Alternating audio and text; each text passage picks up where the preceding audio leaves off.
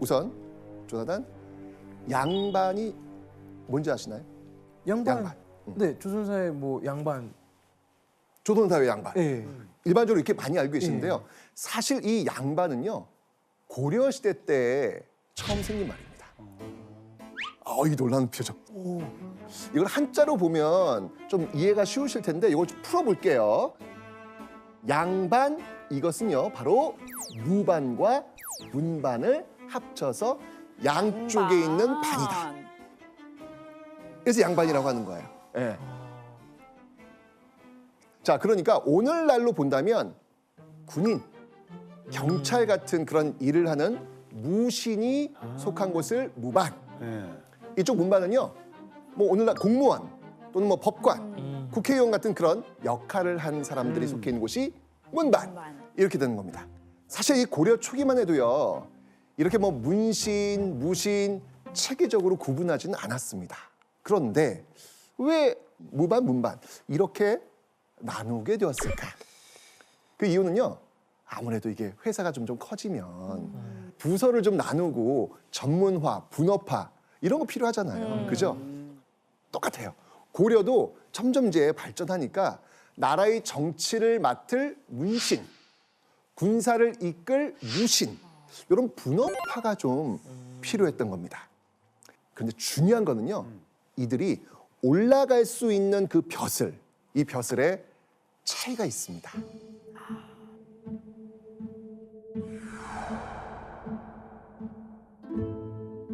당시 이 양반들의 서열이라고 볼 수 있는 품계를 좀 한번 보여드리겠습니다.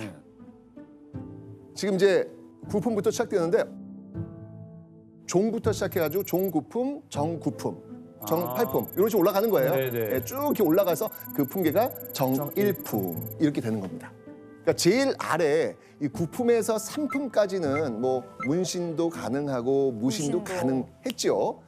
자, 그런데요, 문신과 무신의 차이가 뭐였냐면요, 바로 여기 위에 있는 최상위 등급인 1품과 2품.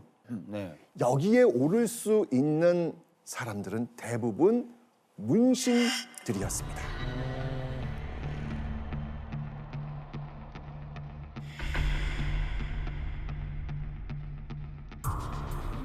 여기 표시된 이 종 1품과 종 2품에는요, 제추라는 게 있습니다. 제추. 네, 제추. 자, 이게 제추는 뭐냐면요, 왕을 제외하고 고려에서 제일 높은 직책을 이야기합니다. 그러니까 왕과 함께 국가의 중요한 사안을 논의했고 왕의 최종 결정을 돕는 그런 역할을 합니다. 중요한 사안이 있으면요, 제추가 있는 제추회의. 자, 그러니까 이 제추회의는요, 고려 사회 최고 의사 결정 기구 이렇게 보시면 되겠습니다.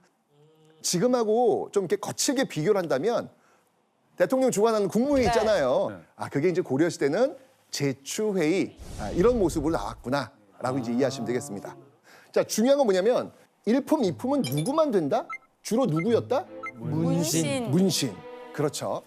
결국 문신들만 제추회의에 참여할 수 있었던 것입니다.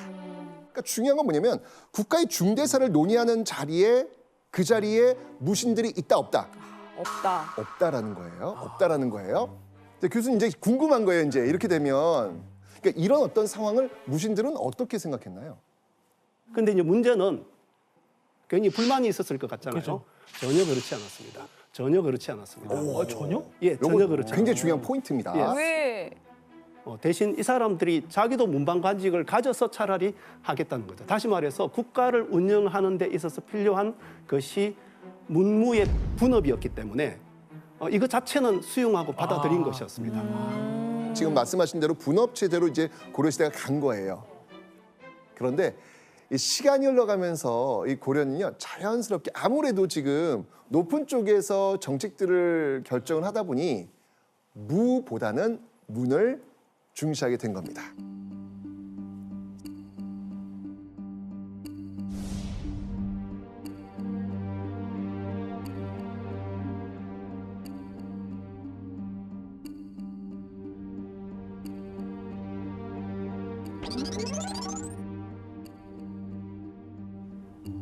그런데 이런 상황에서 이 문신과 무신 사이에 와장창 금이 가는 충격적 사건이 발생합니다. 그 사건의 중심에는요, 무신 정중부라는 인물이 있습니다. 자, 오늘 정중부, 오늘 이 무신 정변의 핵심 인물이거든요.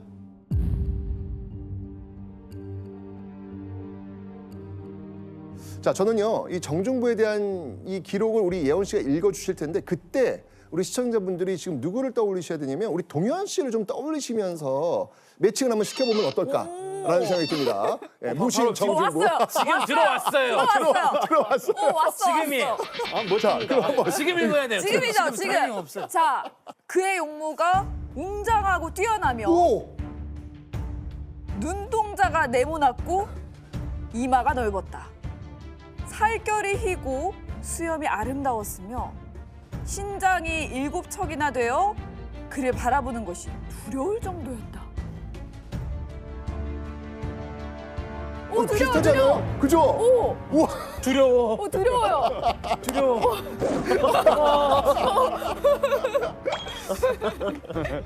자, 정중부는요, 외모부터요, 눈에 띄는 인물이었습니다. 그를 바라보는 것이 두려웠을 정도다라고 하니까 이게 이 몸집만 좋은 게 아니라 정말 엄청난 카리스마가 있었던 인물이 아니었을까라는 생각이 듭니다. 이런 무신 정중부가 당시 어디서 무슨 일을 했는지 제가 알려드리겠습니다.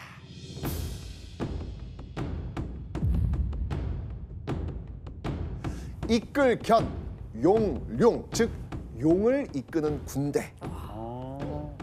용은 곧 뭘 상징하죠? 왕. 왕을 상징하잖아요. 그렇죠. 바로 왕, 이 왕을 호위하는 군대라는 의미죠. 그러니까 결령군은요, 그러니까 지금으로 본다면 청와대 경호실 이런 어떤 존재라고 볼 수 있겠습니다. 정중부가요, 바로 이 결령군의 장교였습니다. 자, 그런데요, 1144년 음력 섣달 금운밤, 38세 정중부의 인생을 송두리째 바꿔버린 사건이 일어납니다. 정중부가 이를 바드득 걸면서 평생을 두고두고 기억할 아주 추억적인 사건이었습니다. 왜?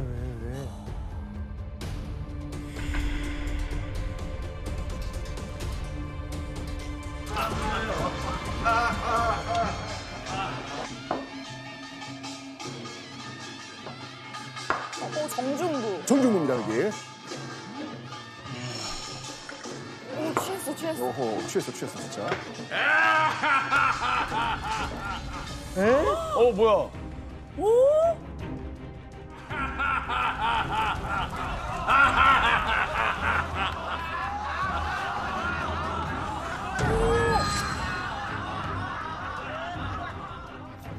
아니, 수염을. 무슨 일일까요? 아니, 너무 기분 나쁘죠. 지금 눈에 지금 불을 켜고 있는 상황이에요. 진짜 화가 치밀어 오르는 그런 마음을 느낄 것 같아요. 너무 화나고 그럼. 치욕스럽고 네.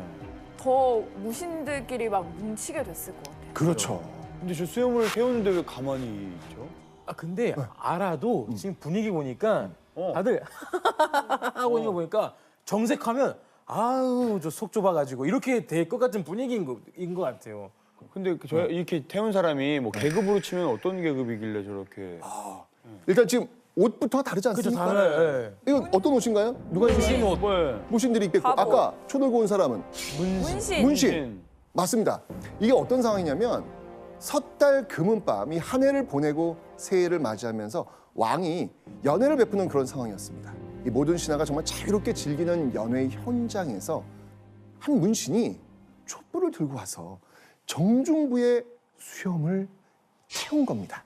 정중부의 수염을 태운 이 사람의 이름은 바로 김돈중. 김돈중.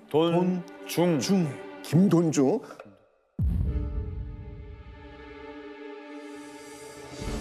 자, 역사서에도 기록될 정도로 정말 아름다운 정중부의 수염. 그런데 그 수염을 태워버린 김돈중은요, 어허. 이제 막 과거에 급제한 정말 새파란 새내기 문신이었습니다. 무례하다 무례. 예. 그죠? 화가 뻐럭 났을 거 아니에요. 그런데요, 이 모든 것을 지켜보고 있던 왕이 수염을 태운 김돈중이 아니라 오히려 수염이 불태워진 정중부에게 벌을 주려고 합니다.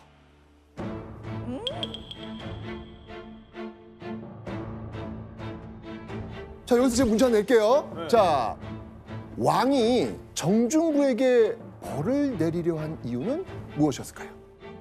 아니 그러니까 이게 질문 자체가 이해가 안 돼서 이해가 안 돼. 이해가 그쵸? 안- 좀 더 어렵긴 하네요.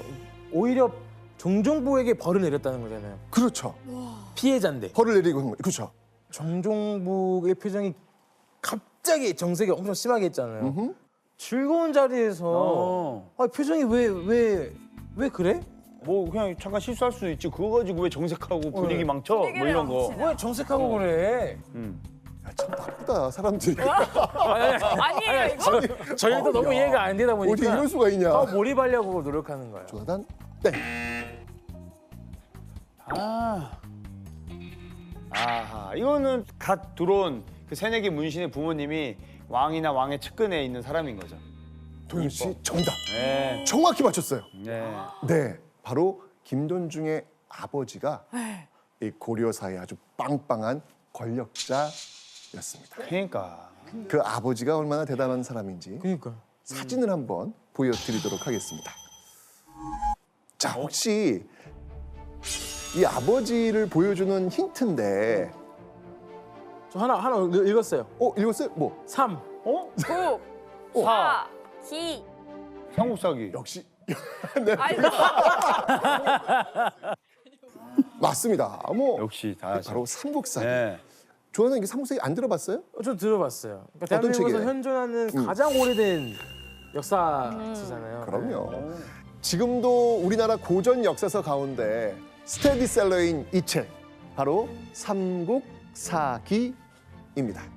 진짜 귀한 자료네. 맞습니다. 바로 이 왕의 명령으로 이 삼국사기를 엮은 사람이 김돈중의 아버지였습니다. 자, 사실 교과서에 나오시는 분이거든요. 삼국사기 하면 누구냐? 김돈중의 아버지 누구냐? 바로 이 사람. 김부시. 김부식입니다. 김부식.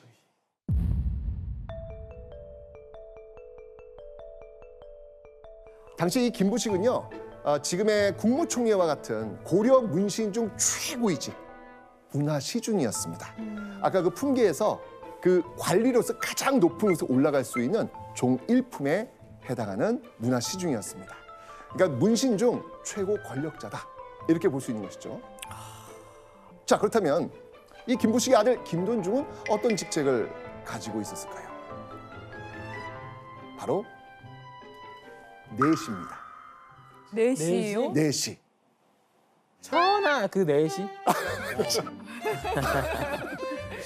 자, 이 김돈중은요, 과거에 2등으로 합격했는데 왕이 김부식의 아들이라고 1등으로 올리고요, 곧장 내시로 임명했습니다. 근데 지금 이제 조나단이 다시 한번 뭐라고요? 어떻게? 전하. 저희 아버지가 김부식이옵니다. 아니, 이렇게 오해를 많이 하세요. 예, 아닙니다. 보통 이 환관 그리고 내시 같은 의미라고 생각을 하세요. 그런데 고려시대는 환관과 내시가 완전히 다른 직책이었습니다. 환관은요, 누구냐면 방금 지금 연기를 해주셨습니다. 어린 시절 그 남성 구실을 못하게 된 사람을 환관이라고 불렀는데요. 천민 출신이 좀 대부분이었고요. 뭐 궁궐 청소, 심부름 같은 이런 잡일을 담당했던 사람들이 환관입니다.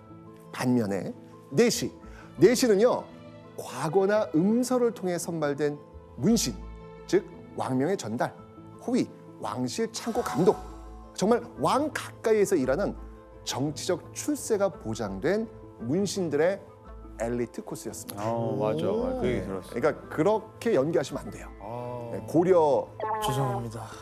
좋아요. 이런 모습입니다. 이런 모습. 제가, 고려 예. 내시. 자, 아버지 김부식은 문신의 최고봉 문화시중, 아들 김돈중은 엘리트 새내기 내시로 결국 부자 모두 문신이었던 겁니다.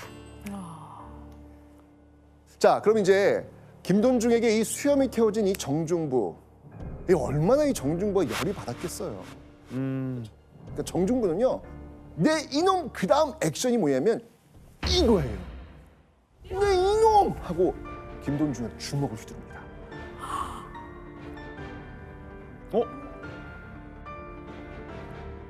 김부식은 곧바로 왕에게 달려갑니다. 그리고는 아들인 김돈중의 잘못 뭐 이런 건 머릿속에 없습니다. 오로지 김돈중을 때린 정중부 엄벌해 주십시오 라고 요청을 합니다. 근데 왕이 지금 김부식의 이 요청을 듣게 되니까 김부식 위치가 있잖아요. 이걸 무시할 수가 없는 거예요. 왕은요, 일단 김부식한테 알겠어. 이거 뭐 그렇게 하겠어. 벌 주겠어. 라고 이야기했고 뒤로는요, 정중부가 이 벌을 받지 않도록 빨리 좀 도망가게 해라. 이런 식으로. 자, 이 어린 문신에게 이 수염이 태워진 이후에 오히려 자신이 벌을 받을 상황에 놓였던 정중부의 마음. 이거 어땠을까요? 역사서에 당시 정중부의 마음이 기록되어 있습니다. 화면 한번 보시죠. 서러웠을 것 같아. 정중부는 이 일로 김돈중에게 앙심을 품게 되었다. 자, 여러분들 이 문구를 기억하셔야 돼요. 정중부는요, 김돈중에 받은 이 치욕을 절대 잊지 않습니다. 그리고 훗날 김돈중이 정중부의 수염을 태운 이 사건은 무신들이 문신들에게 큰 분노를 품게 되는 결정적 사건이 됩니다.